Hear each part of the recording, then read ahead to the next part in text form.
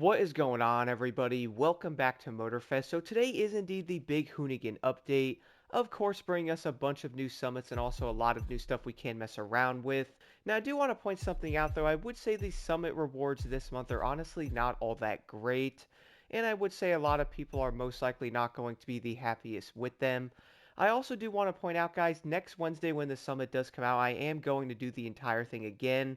Before the future summits, though, I'm planning on not going over all of the beginning summits here and basically talking through each one of them, at least for right now, because I would say most of these summit rewards are probably not going to make people that happy. And of course, we obviously see the lovely Bugatti Magma edition here for the holiday special, which is honestly pretty great, especially if you never actually got this car back in the Crew 2. But going over this right now, guys, obviously the first summit here is the Street Custom, bringing us a pretty interesting looking Hoonigan Underglow, which is actually pretty dope. And I would say on many of the drift cars is probably going to look awesome. And of course in gold we have the Mitsubishi Eclipse GSX, which I would say most players probably already own most of these vehicles. So if you guys do own them, you are luckily going to get money back for them. And then of course in silver we have ourselves some legendary parts, and then 50,000 XP in bronze, which is pretty helpful to level up that main stage. And then, of course, moving over to the next summit is going to be the Gymkhana, bringing us the Yellow Spangled Nitro, which I would say is not going to be the most sought-after platinum reward most people want. And then, of course, in gold, we have the Audi S1 EKS RX Quattro, which if you guys do own this vehicle similar to the other summits, you are, of course, going to get the money back for that. But in silver, we also have the 10 legend points, and then 5,000 spare parts in bronze. And then for the last summit here is going to be the This vs. That, which obviously has a Hoonigan Slayer tire, which I would say is probably going to look pretty dang awesome on many vehicles.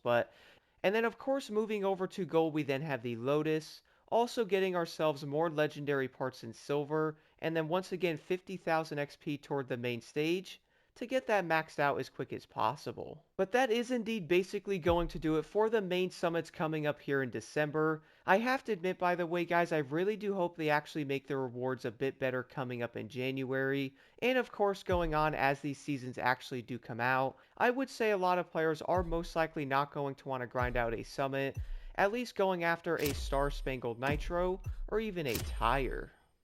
And then moving over to the Street Custom Summit, so there is going to be a decent mix of events, basically all Street Tier 1. Of course, you can indeed use the exact same vehicle for all three of these events here. And then, of course, you have to use different vehicles on the... No. And then, of course, you have to use different cars on the bottom three events here that are also Street Tier 1. And then, of course, we also have an Escape, a Speedtrap, and a Slalom. I would say the Summit is probably going to be a decent, nice mix for the most part, but there's a few things I do want to go over, guys, so I obviously have to admit something. I am not trying very hard in the Summits at the moment. I mean, I'm basically jumping into these and pretty much just casually doing them. And then, of course, I would get around like 115 or like 120k, and then most likely call it a day after that because I do not see a point of getting an insane score, at least how the summits are at the moment. But I do want to point out, though, I will be doing a video coming out Friday going over the summits and how I actually think they most likely do need a good amount of work, not only from like how they are designed currently, but also the rewards we are currently getting from them, which I would say many players are not happy with. But starting off with the skills here, guys, the first one is going to be a slalom, which of course means I most likely picked a vehicle you would never see in them. Now, if you are wondering though, a plane is probably going to be the number one vehicle you most likely see on top of the leaderboard. Of course, followed by like an Alpha GP vehicle, which I would say does make sense. Those are obviously going to be the best options, but if you guys do have a score breaker set on basically any of the classes though, you can easily get within 2 to 3,000 points of everybody else, even running a very slow vehicle like a Demolition Derby.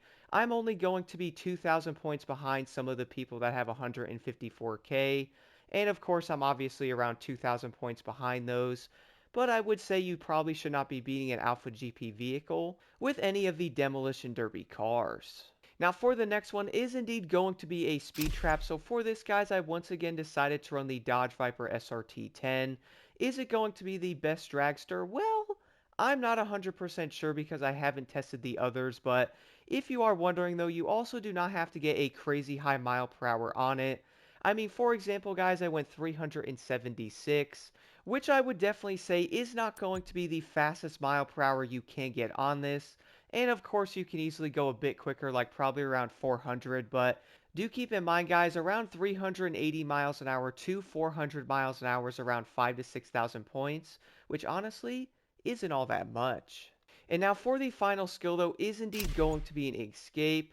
And I, of course, did end up running the Lamborghini Countach again, which I have to admit is probably going to be one of the better cars for this, like the Bugatti.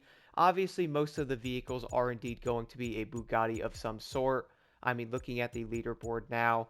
But I do want to mention, though, guys, this one really isn't going to be all that bad. Of course, if you can get past the beginning, once you actually get on the road and, of course, jump past the bigger area towards that part, you are then basically going to be good to go. But with many of the skills in this game, there is obviously going to be the big challenge of the AI, which of course obviously do love to run into you or even get in the way, so do keep an eye out for them. Now, I most likely probably could have got like 6,500 yards or so, but I immediately went, you know what, 140,000 points is indeed good enough, so I'm not going to jump back in for an extra 500 yards. Now, moving over to the events, though, I did end up running the exact same vehicle for each one. That is going to be the Ford Focus RS, which, by the way, is actually a great Tier 1 vehicle. Also, the last one is going to say car. I wonder what else I could actually run on this. But I would recommend trying out the Ford Focus, guys, for all three of these. I mean, it is probably going to be the best vehicle you can run.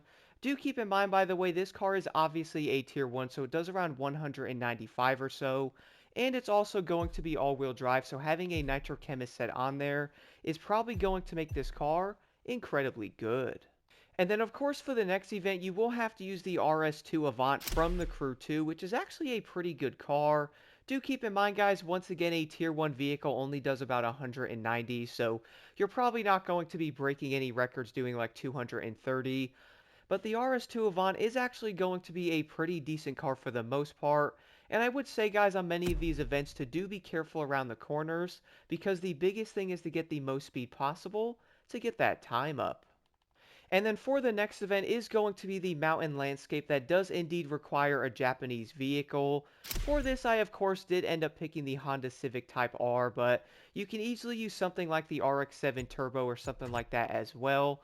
And I would say it is most likely going to come down to preference, but do keep in mind, guys, there is going to be a lot of cornering on this event, so I would recommend definitely having those correct settings to get the best time possible. And then for the last event here, guys, it is indeed going to be with a Tier 1 vehicle once again, but it's going to be the Cosmo Sport. Of course, coming over from the Crew 2 once again, but for this, guys, this is actually going to be a decently long event. Even running this Tier 1 vehicle, it's probably going to be at least 5 minutes.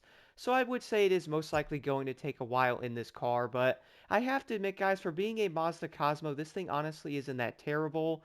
Also, do keep in mind there is going to be a few cuts throughout this event. But that will basically do it for the first summit of the Season 2 update. I would say this summit is probably going to be pretty fun for the most part, but definitely stay tuned for the video on Friday going over the summits and how I think they actually need to be changed.